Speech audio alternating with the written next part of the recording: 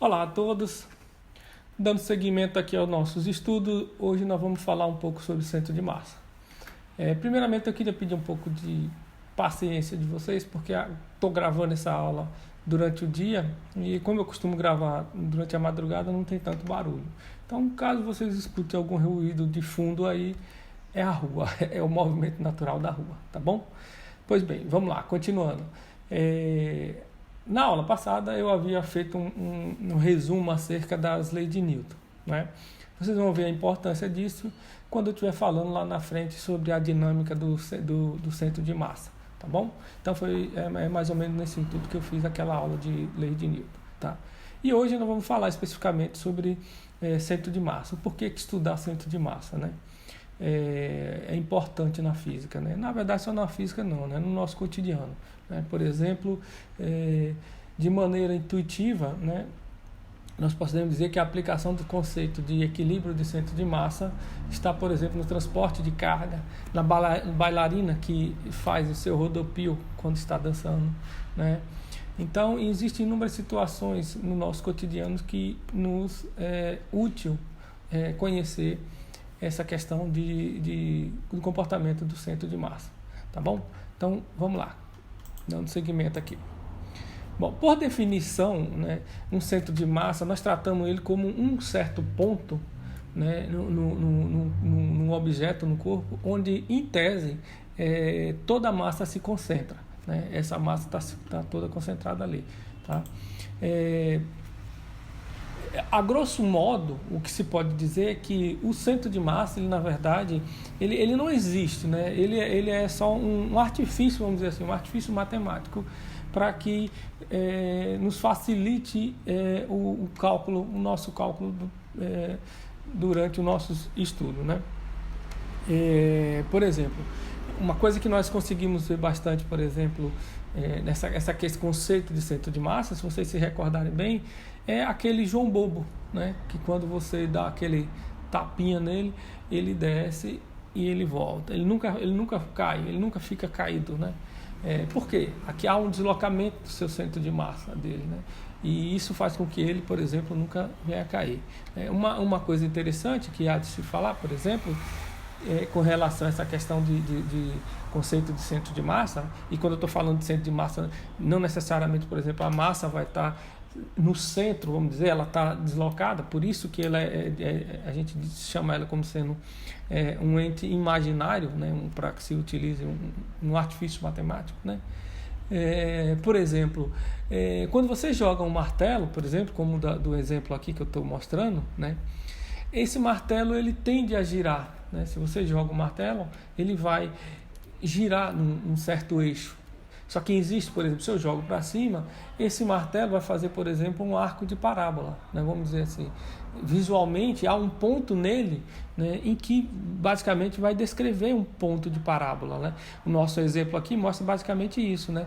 Você tem aqui esse ponto aqui, ó, que é marcado, onde ele está girando num certo eixo, né, descrevendo uma certa parábola, tá? Isso só ocorre, esse giro desse martelo só vai ocorrer porque o centro de massa do martelo ele está literalmente deslocado, tá bom? Pois bem, então vamos lá. O nosso estudo sempre vai ser, aqui o que nós vamos estar sempre buscando é como calcular a posição onde se encontra esse centro de massa. Esse é o nosso maior objetivo aqui, vai ser descobrir qual é a posição dele, né, para que nós possamos entender, né, os mecanismos desse centro, vamos dizer assim, do comportamento dos objetos em si, tá? Matematicamente falando, bom, existem basicamente duas maneiras, vamos dizer assim, de você descobrir a posição do centro de massa. Uma é experimentalmente, certo? Que é, por exemplo, tentativa e erro. Por exemplo, se eu tentar equilibrar, por exemplo, esta caneta aqui, né? Não vou conseguir, mas se eu conseguir achar o centro de massa dessa caneta, eu vou conseguir equilibrá-la, certo? Essa é uma das maneiras.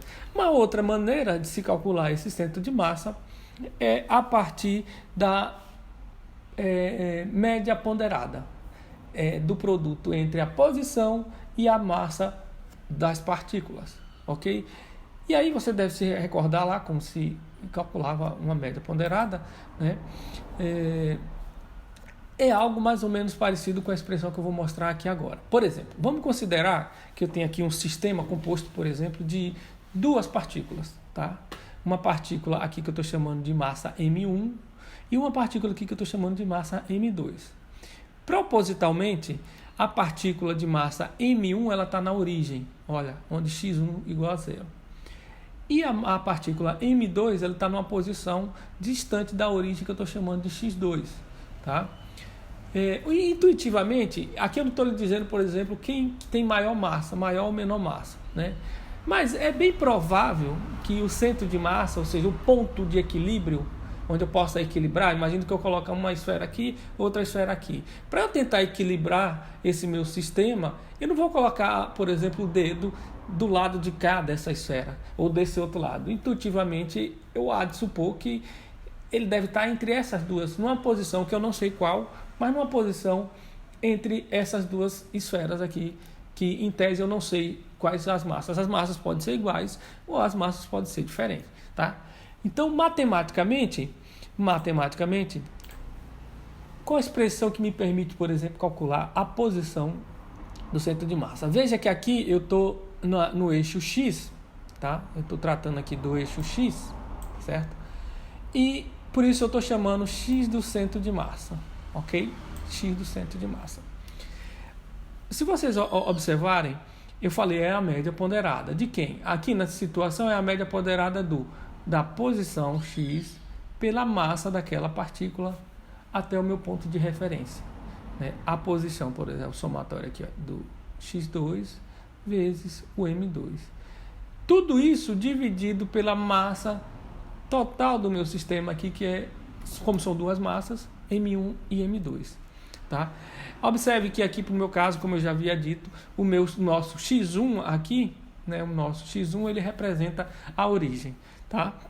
Então, repara bem, se ele representa a origem, se eu estou definindo ele, por exemplo, em x igual a zero, então x1 igual a zero, esta minha expressão aqui, aonde tem x1 é zero. Então, esse termo todo aqui, deixa eu tentar trocar aqui a cor da caneta para a gente ver se eu consigo.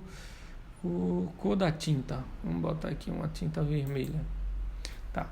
Aqui, ó, esse termo todo aqui que está aqui na frente, ele zera, porque se x1 é igual a zero, na posição x igual a zero, então esse termo vai a zero. Só sobra o que para mim? x2, m2 dividido por m1 mais m2. Então, por exemplo, a posição desse conjunto de partículas para esta situação, ela vai ser definida por essa expressão. X do centro de massa vai ser igual a x2 vezes m2 dividido por m1 mais m2. Tudo bem? Vamos lá. Vamos supor agora, vamos fazer um estudo de algumas situações, por exemplo. E se, por exemplo, as massas, por exemplo, variassem. Por exemplo, se eu só tivesse, se M1, por exemplo, ali, como eu estou definindo ali, for igual a zero, né? Para essa expressão, repara bem, essa é a minha expressão que eu vou trabalhar aqui. Estou trabalhando essa expressão para esta situação aí, ok? Então vamos lá. E se então a massa do corpo M1 for igual a zero? Em resumo, se eu só tiver uma massa, onde em tese estaria, intuitivamente, onde em tese estaria esse centro de massa? É bem provável, é óbvio que esteja na posição do centro da partícula, no nosso caso, daquela esferinha, no centro daquela esfera. Ou seja, em resumo, é bem provável que ela esteja aqui nesse ponto, x igual a 2. Então, vamos ver como ficaria a expressão. Olha, para M1 igual a zero, agora, a situação que ocorre é o seguinte. Andei a pontinha da caneta. Esse termo aqui, ele morre, certo? Se ele vai a zero, fica só x2, m2 dividido por m2. Que eu corto esse m2 com esse 2 e eu vou chegar à conclusão que o x do centro de massa, né? O x do centro de massa, né? Para minha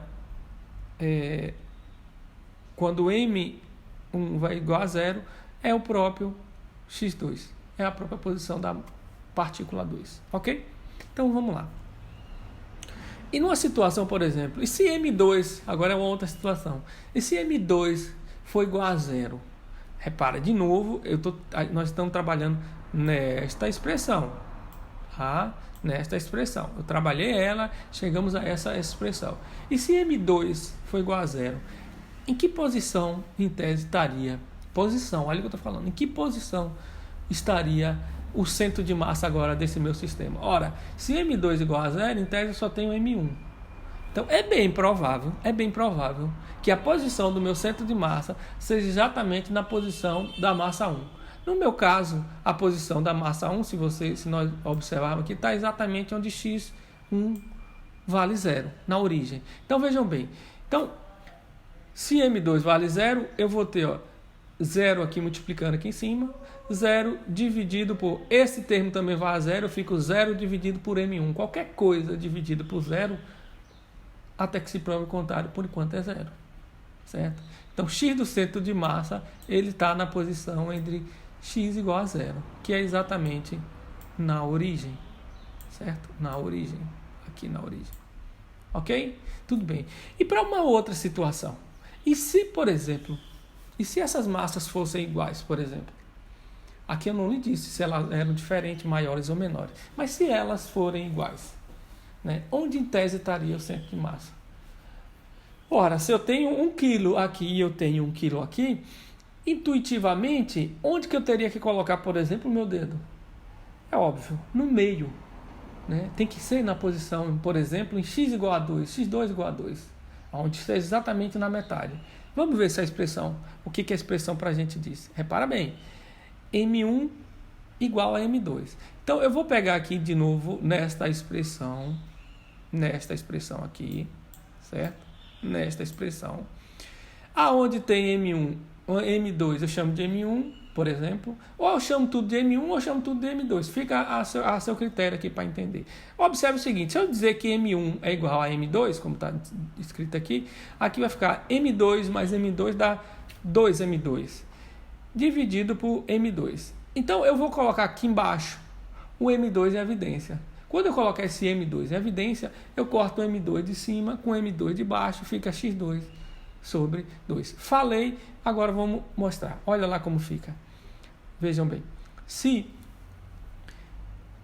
M1 for igual a M2, está aqui M2 mais M2, dá 2M2.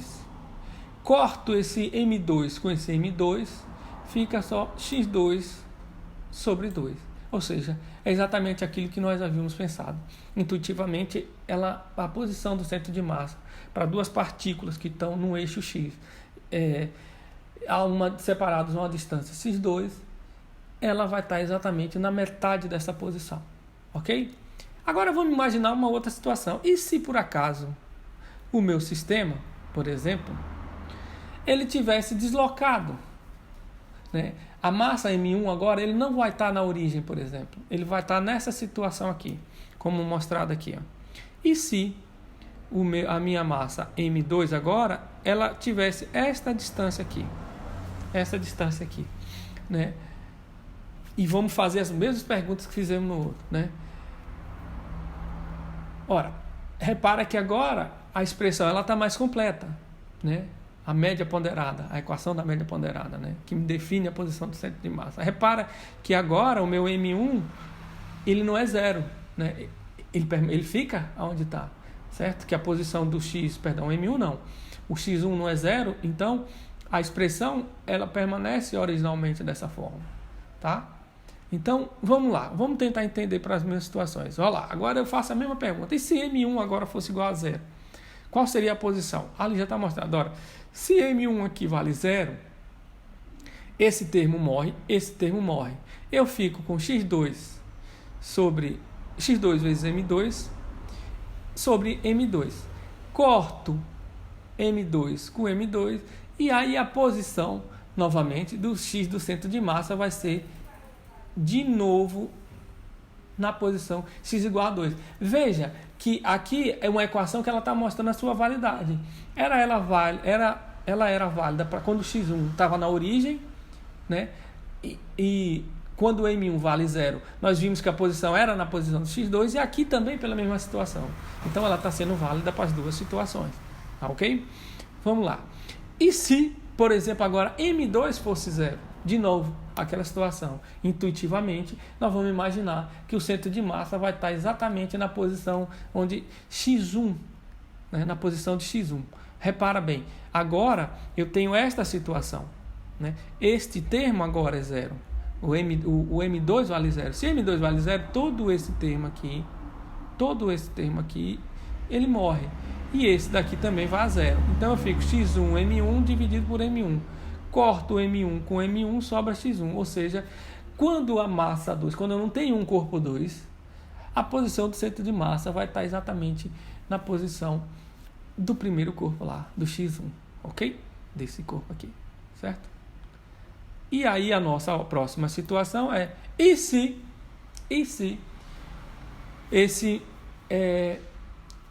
M2 for igual a M1, se bem que já apareceu ali. Ora, aí você faz a mesma coisa, eu chamo tudo de M2, eu chamo tudo de M1. Seguindo o raciocínio aqui, eu chamei tudo de M2. Quando você chamar isso tudo de M2, aqui vai ficar x1 M2 mais x2 M2. E aqui vai ficar M2 mais M2, 2M2.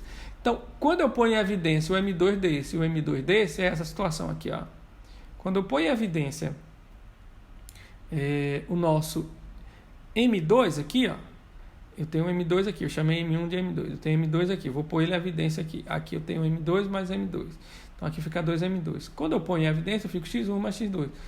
Corto esse com esse e eu fico que a posição vai estar exatamente na metade das soma das duas, vamos dizer assim, na média das duas, certo?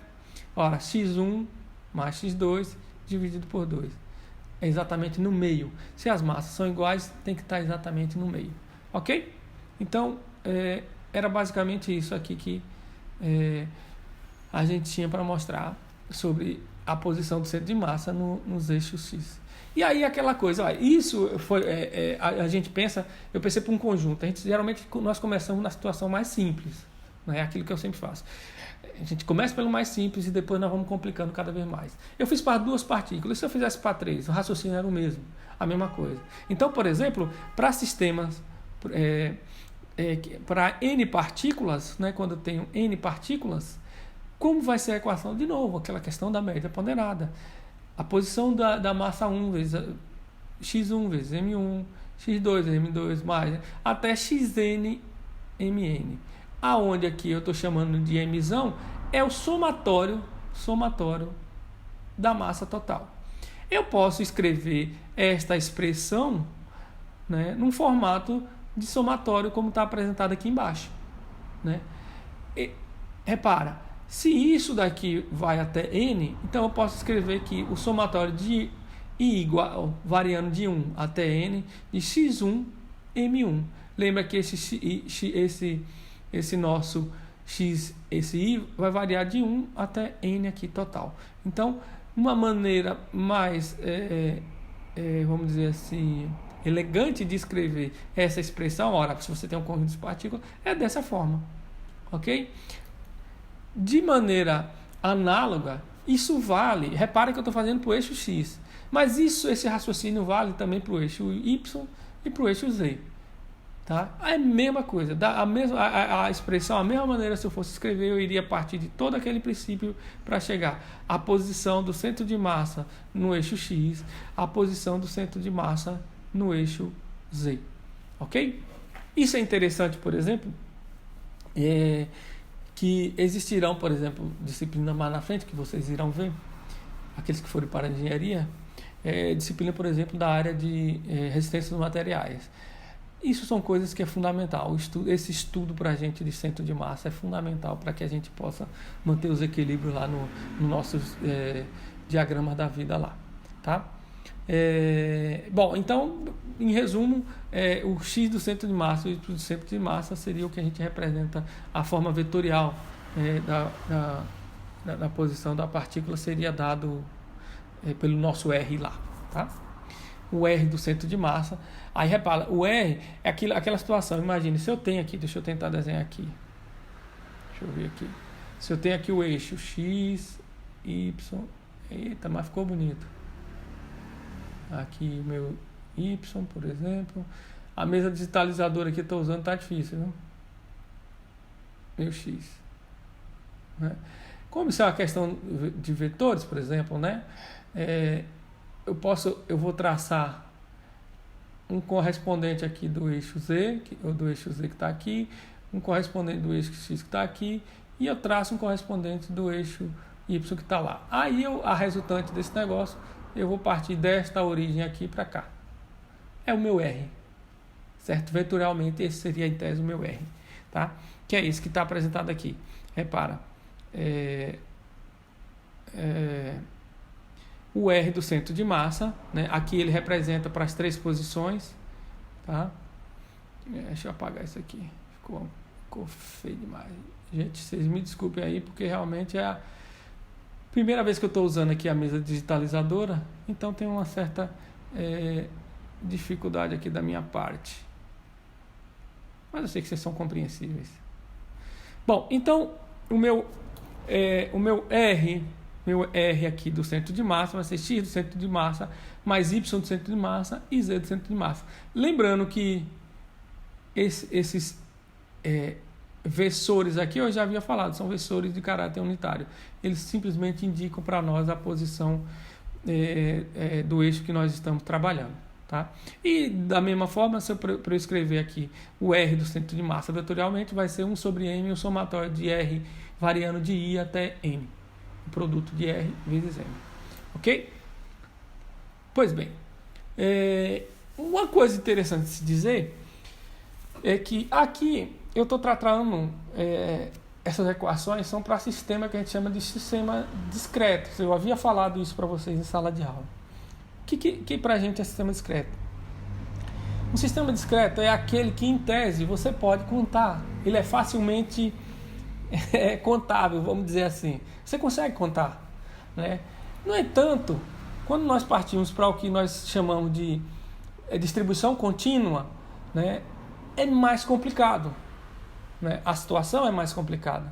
Então, aquelas equações, elas, em tese, são limitadas, né, para esse sistema discreto.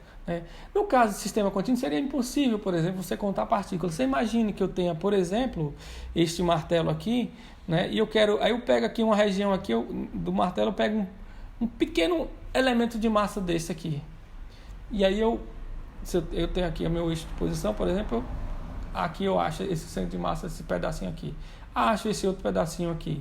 Acho esse outro pedacinho aqui. Imagine se eu contar isso. Imagine se eu chegar em átomo disso aqui. Eu não vou conseguir. É algo extremamente difícil de se trabalhar. Né? Então, só que se eu começar a fatiar esse negócio aí em pequenos pedaços, eu consigo trazer isso para uma realidade que para nós já é conhecida. Repara bem. Se eu pego esse meu martelo, aqui, começo a fatiar ele em infinitos pedacinhos pequenos de massa. Infinitos pedacinhos. Corta aqui, fatiando. O fato é o seguinte, todos esses pedacinhos, a junção dele dá um martelo. Corta um pedacinho, acha a posição do centro de massa. Corta um pedacinho.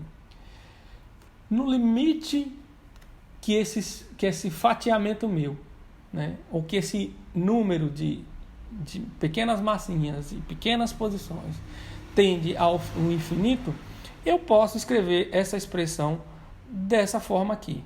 E aí, ó, meus amigos, isso daqui, para aqueles que já viram o curso de cálculo, isto daqui é algo que vocês, em tese, estão literalmente familiarizados.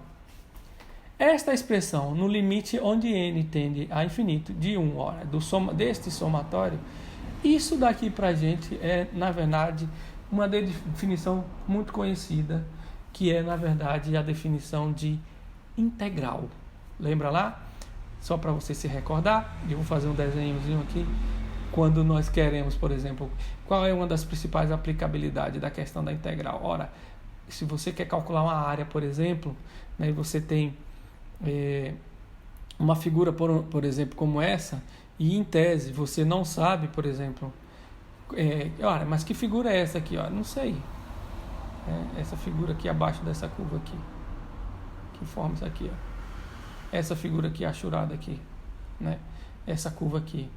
Como que eu calcularia isso? Olha, eu sei calcular a área do triângulo, sei calcular a área do trapézio, de um quadrado.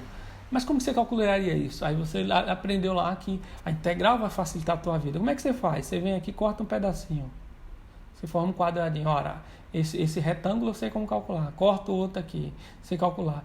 E eu saio somando esse pedacinho, corto pedacinho, né?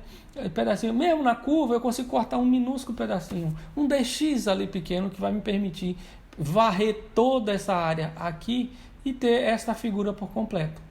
Então, quando esse n tender a ser infinito, nesse caso aqui, você vai ter varrida toda a área. A mesma coisa é isso aqui. Essa é a expressão. E é assim que, em tese, vocês devem ter visto mais ou menos esta definição de derivada. Ou, perdão, de integral. Tá? Então, o x do centro de massa, quando nós estamos tratando, por exemplo, então, para sistemas que são distribuições contínuas, o mecanismo é a integral.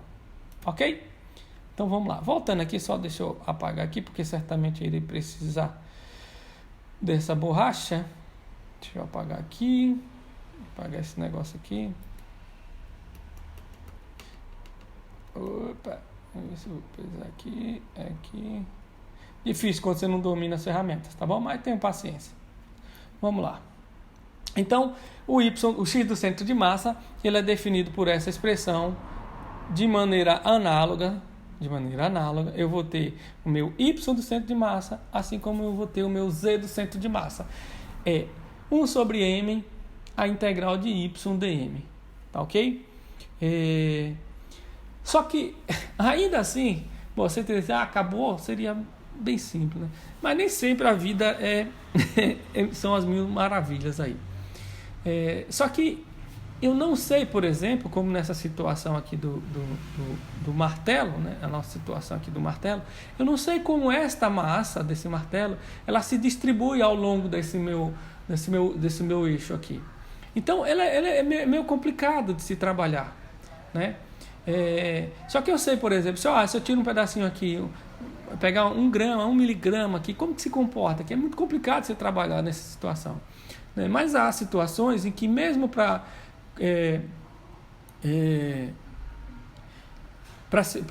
coisas pequenas ele não varia. Por exemplo, uma das situações interessantes que nós podemos trabalhar é levando em conta a questão da densidade. Olha a nossa moto passando aí, atrapalhando nossa aula.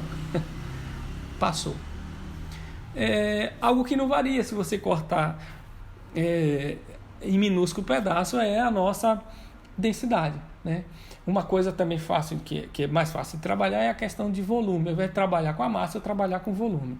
Então, assim, para facilitar a nossa vida, eu vou supor, nós vamos para trabalhar mais facilmente, nós vamos trabalhar com sistemas homogêneos. O que quer dizer com o sistema homogêneo? É aquele completo de um único elemento químico, vamos dizer assim. Aqui eu vou desconsiderar que não exista poros dentro do material e coisa desse tipo aqui. Então, é um sistema extremamente compacto, né? Homogêneo. Então, por exemplo, aqui eu digo, se o sistema for homogêneo, eu posso calcular. Repara que a nossa expressão original lá, se eu voltar aqui, eu tenho aqui algo que eu posso definir, relacionar ele, basicamente, com a densidade. Repara, aqui eu tenho essa massa. Cadê? Aqui. A massa, eu consigo equacionar relacionar a massa e o volume, né? Haja visto que vocês aprenderam lá que densidade é uma relação entre a fração entre a massa dividido pelo volume. Para a nossa situação onde eu vou ter um pequeno elemento de massa, dm, essa densidade ela é constante, independente se ser o sistema como um todo ou se ser um pequeno elemento, ok? Essa densidade não varia, ela é uma constante. Isso é interessante para mim, ok? Se eu for isolar o dV, repara bem, se eu pegar daqui e isolar o dV, se eu passar, por exemplo, se eu isolar o meu dm, que é o que me interessa, ou este m aqui, ó, se eu isolar o meu dm, se eu isolar dm, eu vou ficar dm vai ser igual a ρ dV. Você já sabe que minha caligrafia é uma desgraça, mas aqui fica pior ainda, né? terrível. Rho dv, ok? Esse passa para cá. A mesma coisa se eu fosse isolar, olhar para essa expressão aqui. Se eu isolar o m, fica Rho v, ok? Então vamos lá. Então a minha expressão, isolando aqui o nosso dm, fica Rho dv. Eu vou pegar na nossa integral lá atrás, aonde tem dm, eu vou substituir por Rho dv. Então, olha que interessante fica. Substituindo aqui, eu vou ficar aonde tem dm, eu vou escrever Rho dv. Daí eu fico que o x do centro de massa vai ser 1 sobre m, tá aqui, 1 sobre m, a integral de x, onde tinha dm, Rho dv. X do centro de massa como é uma constante, o Rho, ele sai fora da integral aqui. Então ficaria Rho sobre m é a integral de x dv. Ora, essa integral é muito mais fácil de resolver, tá? Aí agora aqui tem um detalhe, ó. Repara para isso aqui, ó. Rho sobre m é a mesma coisa que eu escrever 1 sobre v, que é o volume. Isso daqui é Rho sobre m. Repara se não é verdade. Rho sobre m. Esse m passa para cá, eu fico densidade é massa sobre volume. Então, isso daqui é para mim, na verdade, 1 sobre v, que está aqui representado aqui embaixo. Ó. 1 sobre v, está aqui embaixo. Por isso que essa expressão fica dessa forma. Então, o x do centro de massa para um sistema contínuo, e agora tratando em termos de volume, ele fica exatamente 1 sobre v integral de Rho dv. De Rho dv. Ok? Pois bem, vamos lá. De maneira semelhante, de maneira análoga, o y do centro de massa, 1 sobre v integral de y dv. Eu falei Rho na outra, desculpe, Rho dv. Tá? O z do centro de massa, mesma coisa, 1 sobre v integral de z dv. Segue o mesmo raciocínio. Ok? Bom, então vamos tentar fazer esse exemplo aqui para a gente fixar. Tá? Aqui estamos nós, então está aqui com o nosso exemplo, então vamos tentar resolver essa questão.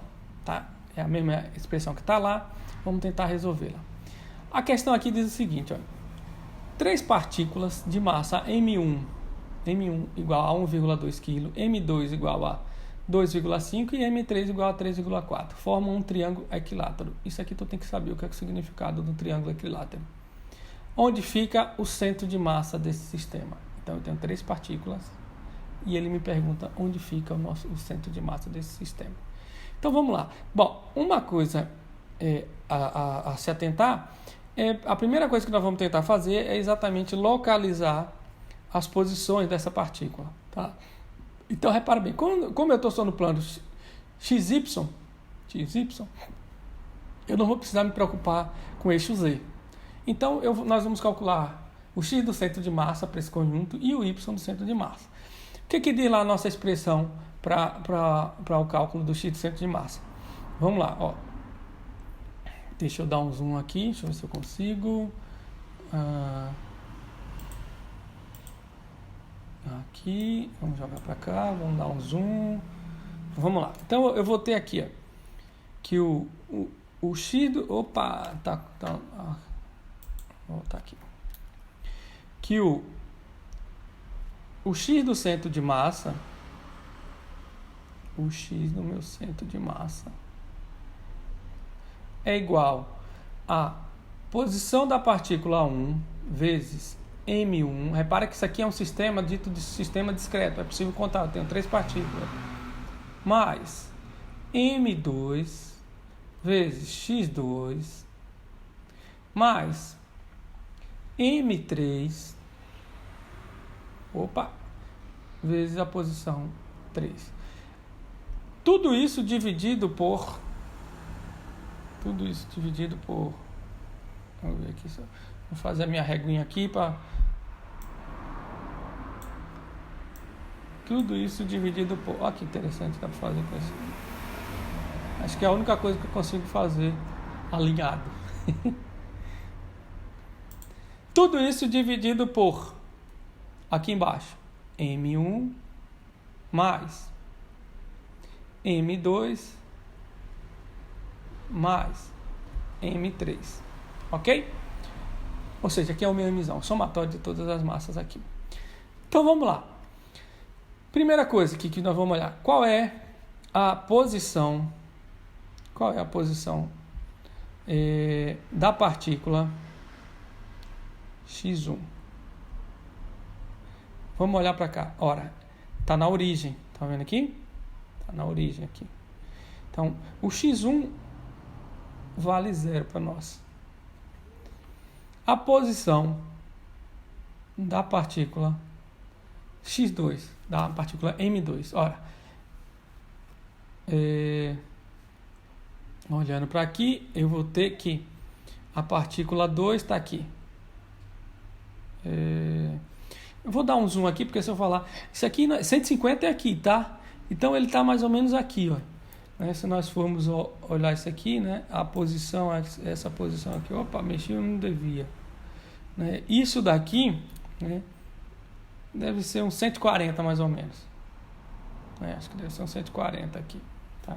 Então, a posição da partícula M2 vale 140. Ô, danado. Ficou parecendo 70 ali. Deixa eu apagar isso aqui. Apagar isso aqui.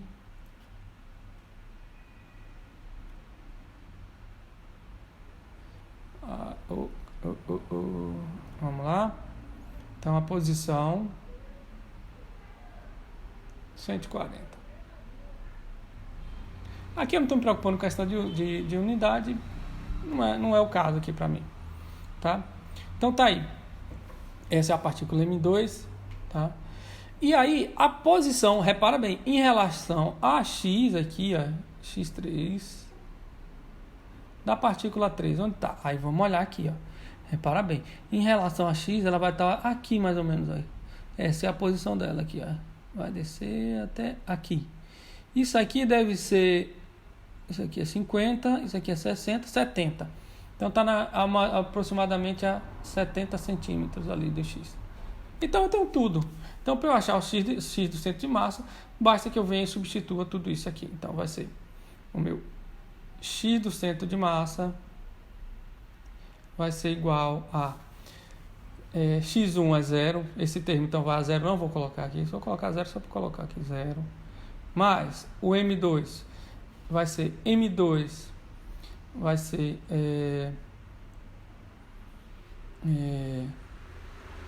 M2. Opa, vamos voltar aqui que agora eu me perdi. M2, 2,5 quilos. Então vai ser 2,5 vezes a posição que é 140 mais o M3 vale 3,4 vezes a posição que é 70. Tudo isso dividido... Ó, não usei a régua, olha que inferno ficou. Tudo isso dividido por 3,4 mais 1,2 mais 2,5 mais 3,4. Ok? Eu não calculei. Então, só para eu adiantar o vídeo, eu peço que vocês façam aí essa conta. Então, essa é a conta em si, tá? Que nós temos que fazer. Vou botar uma interrogação aqui, porque eu não tenho os valores aqui. Bom, e se eu quisesse, por exemplo, agora para o Y do centro de massa, e para o Y do centro de massa, como ficaria? Y do centro de massa, está aqui, Y do centro de massa, a mesma coisa, Y1 vezes a posição da massa 1 em relação a Y, Y2 a posição da massa 2 em relação a Y, Y3 vezes a massa 3. Tudo isso dividido por M1 mais M2 mais M3 igual a... Mesma forma. Vamos só olhar para a figura. Em relação a Y, qual é a posição da massa 1? Olha, 0 também. Ok? A massa 2, em relação a Y, qual é a posição em relação a Y da massa 2? Ora, ela está aqui. Em relação a Y, 0 também. repara, ela não sobe. Tá? Ela está aqui exatamente no eixo, ó, no eixo que vale, onde y vale 0, ok? Então eu só vou ter, esse é o termo que eu vou ter que calcular, esse é o y que eu vou ter que calcular. E a posição da massa 3 em relação a y é mais ou menos isso daqui, né? Isso daqui deve dar, deixa eu ver, aqui é 100, 110, 120, posição 120. Então meu y do centro de massa, para esse conjunto de partículas vai ser simplesmente 120 vezes a massa 3, que é 3,4, e tudo isso dividido por 1,2 mais 2,5. Nossa, isso aqui é um 2,5, viu? A gente acha que não tem como piorar. Então vamos lá. 2,5 mais 3,4. Então, isso daqui também não calculei, vou pedir que vocês calculem, tá? A conta em si é calculadora. Então, esses são os valores da posição para esse meu conjunto dos seus centros de massa, né? A posição desse conjunto de partículas, quando ele diz aqui para nós, ora, onde fica o centro de massa desse sistema? Fica exatamente quando x vale isso daqui, quando y vale isso daqui. Legal? Bem, gente, era isso que eu tinha que mostrar nessa aula. A próxima aula é uma aula só de exercício que eu vou fazer, eu vou resolver alguns exercícios e nós continuaremos, em termos de conteúdo, a parte da deixa eu olhar ali, dinâmica do centro de massa. Tudo bem? Legal? Um abraço a todos.